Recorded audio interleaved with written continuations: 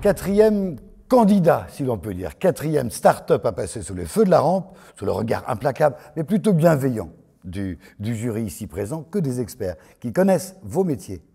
Jean Brial, bonjour. Bonjour. Vous avez 1 minute pour expliquer c'est quoi Skyzen.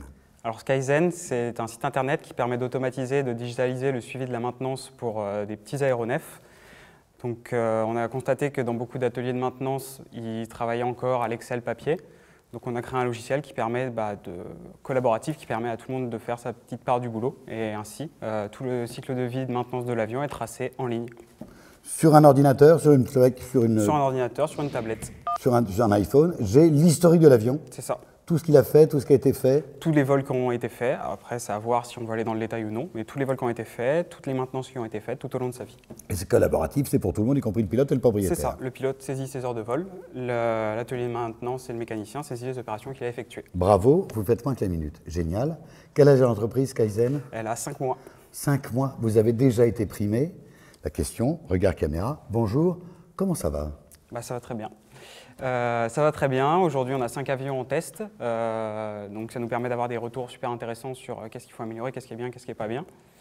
On travaille avec l'ISAE Supaéro et d'ici quelques mois, on va passer à la commercialisation pour commencer à lancer le produit pour de vrai. Parfait. Question, j'imagine que vous en avez plein, messieurs les membres du jury. Quel historique dans l'aéronautique? Comment est venue l'idée? Alors l'idée vient du fait que mon grand-père a créé une société en 95 qui faisait à peu près la même chose, avec du basique. Avec du papier? En basique. En basique? En basique, un logiciel en basique. Et résultat, il n'a pas porté sur le web, donc on a repris les fonctionnalités, on l'a porté sur le web, on a utilisé les retours de ses clients, c'est comme ça qu'on l'a créé. C'est joli. Le grand-père en basique et aujourd'hui le petit-fils. Associé au père. Formidable. Le hasard fait que dans une des prochaines émissions, on va avoir Naughty Concept qui est exactement un de vos homologues sur les bateaux. Donc cette entreprise, elle a déjà, quasiment 1 an et demi d'expérience ou 2. Je pense que vous devriez véritablement entrer en contact avec eux, ils auront énormément d'enseignements pour vous. Claude, une question à poser à Jean? Oui, excusez-moi. Je crois que tu as été plébiscité lors de la présentation de ton produit à Galilée 360. Et je pense que tu as pris conscience de toutes les questions qui ont été posées. Et je suis content de te voir évoluer. C'est très bien. Bravo. Anne, une question à poser à Jean? Donc, tu vas vendre par abonnement, on est d'accord? C'est la grosse question parce que les potentiels clients, ils veulent quelque chose qui leur fait tout et payer le minimum possible. Donc on est en discussion sur voir quel est le bon modèle économique pour le produit. Alors ma question, elle sous-entend en fait une autre question. C'est quoi la V2 justement? L'amélioration que tu vas faire, parce qu'en fait, c'est pas une solution qui apporte quelque chose de vraiment nouveau. Alors on a une roadmap, une liste de choses à faire au niveau des fonctionnalités. Et l'idée, c'est de partir d'abord quelque chose qui existe déjà, à rajouter des fonctionnalités pour automatiser encore plus et leur faire économiser de plus en plus de temps avec de plus en plus de fonctionnalités. Jean? Je vois un peu la problématique qui est la façon dont va être commercialisé cet accès à cette plateforme. Et là, c'est quelque chose encore qui n'a pas l'air très, très construit. Et donc, vous avez besoin encore d'aide. Je reviens encore à Galilée.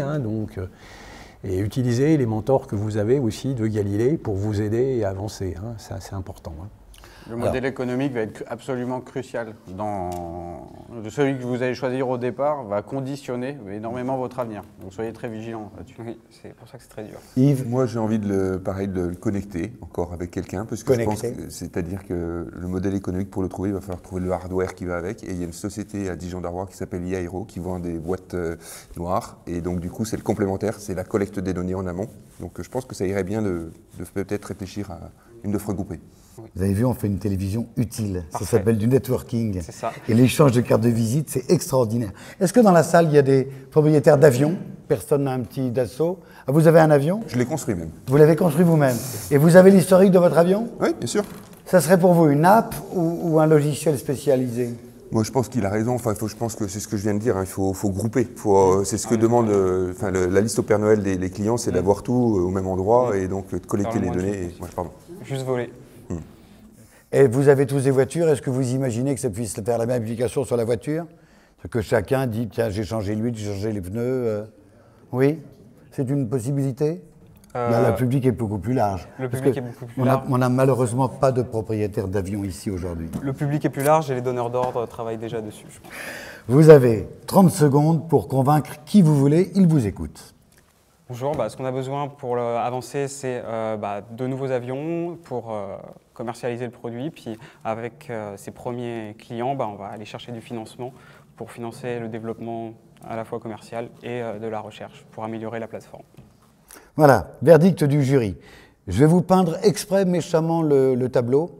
C'est un tout petit marché. C'est une niche dans la niche. Il n'a aucun avenir, n'est-ce pas, Yves? C'est effectivement un marché de niche, il va falloir trouver des synergies. C'est pour ça que je vous disais tout à l'heure, il faut se connecter avec le hardware, c'est sûr. Fabien? Ils pourront élargir la cible, mais très bon projet, j'y crois fortement. Même sur une niche?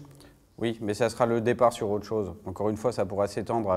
Cette plateforme, elle pourra s'adapter à de nombreux autres marchés. On l'a vu avec les bateaux, les autres, il y en a plein d'autres. Claude? Oui, il faut trouver effectivement d'autres produits complémentaires qui se rattachent à ce que vous faites. Je te mettrai en relation en fait avec France Atelier. Tu pourrais intégrer en fait leur plateforme afin qu'ils donnent de la visibilité, de la promotion. Ils s'adressent à différents ateliers qui peuvent intervenir aussi, pourquoi pas, en fait, sur les avions. Ne pas oublier l'écosystème, hein, cet écosystème qui se construit ou qui va se construire autour. Je reviens dans les propos de mes collègues. Hein, donc, c'est avec ça que ça va compléter ta réflexion pour lancer la plateforme. Le seul propriétaire d'avion auto, vous l'avez construit vous-même? Oui, je l'ai construit moi-même, oui. Mais c'est le futur taxi Non, c'était un autre. Ça sera un autre. C'était avant. Bon, alors on va vous prendre comme une étude de marché complète et globale. Vous êtes représentant de l'ensemble des propriétaires d'avions. Je pense que ça ne faut pas être présent. Oui, son appli a de l'avenir d'après vous? Mais oui, elle est intéressante, mais je pense qu'il faut structurer. Il faut structurer l'offre. Et trouver, voilà, c'est ce qu'on vient de dire, un écosystème, parce que c'est vraiment un micro-marché niche. Alors, ça ne veut pas dire que c'est pas bien. Hein. Facebook a commencé avec un micro-marché niche dans une école, donc c'est très bien d'avoir un marché niche. Mais je pense qu'il faut s'associer sur du hardware. Anne, Fabien, vous êtes tous les deux éleveurs de start-up, accélérateurs, incubateurs, comme on disait à l'époque. Logiquement, le passage difficile, en temps, ce sera dans 1 an, dans 2 ans, la trésorerie. Encore une fois, il faut être hyper vigilant sur le modèle économique du départ qui va véritablement conditionner l'avenir. C'est-à-dire un vrai business plan. Oui, puis de bien fixer ses prix, bien positionner son offre, parce que comme il l'a dit, il va falloir qu'il choisisse entre mettre 1 ou 10 fonctionnalités, à quel prix, pour qui, le propriétaire, celui qui le loue éventuellement. Voilà. Oui. Et il y a certainement quelque chose à trouver aussi là, dans ce modèle-là. Anne? Parce que ce ne sont pas ses premiers clients, en fait, ce ne sont pas tes premiers clients qui vont payer tes coûts. Oui. Donc il faut absolument, et puis penser en fait à l'évolutivité en fait de ta solution, sur de l'IoT, sur, il faut que tu penses à l'éventualité de ta solution. Ouais. Voilà. Solution. Excuse-moi. Voilà. Parce que le scale-up, tu comprends. Voilà. Merci. Merci.